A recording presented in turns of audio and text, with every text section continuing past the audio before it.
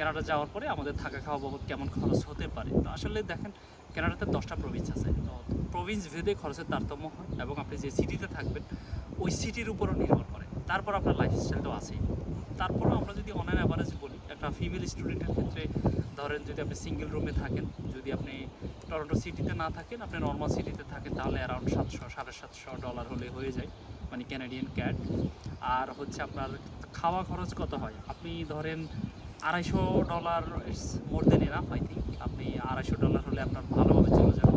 Transportation cost university থেকে আপনি নিতে হয়, ওটা সামান্য লাগে। এটা হচ্ছে মেয়েদের ক্ষেত্রে। আর ছেলেদের ক্ষেত্রে যেটা হয়, আপনার ছেলেরা যদি রুম শেয়ার করে থাকেন সেক্ষেত্রে আপনার শেয়ারিংয়ে $400-450 লাগে। আর আপনি যদি প্রাইভেট রুম নিয়ে থাকেন 600, 650, 700, এটা নির্ভর করে আসলে আপনি কেমন বাসায় থাকবেন। আপনি কি ধরেন হচ্ছে হাউসে থাকবেন নাকি আপনি অ্যাপার্টমেন্টে থাকবেন, এগুলোর উপর নির্ভর করে আপনার হচ্ছে প্রাইসটা আপনার নামা হবে। খাওয়া খরচ সেম, আপনার 200-250। ট্রান্সপোর্টেশন তো ইউনিভার্সিটি থেকে দেয় অলমোস্ট।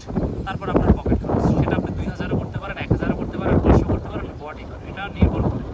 তো অন অ্যান অ্যাভারেজ আমি যদি বলি, ধরেন আপনি যদি সিঙ্গেল রুমে থাকেন তাহলে যদি $700 ধরি আর খরচ ধরি $200, আর $100 হচ্ছে পকেট খরচ, আপনার $1000 লাগবে আসলে, যেটা বাংলা টাকায় ধরেন হয়তো 90,000 বা 1 লাখ টাকার মতো আসলে লাগে। আমার চাই যেটা, আমি সিঙ্গেল রুমেই থাকি, 650, আর আমার খাওয়া খরচ 250, তারপরে পকেট খরচ ধরেন আরও 100, অলমোস্ট এই হচ্ছে আমার খরচ আসলে যায়।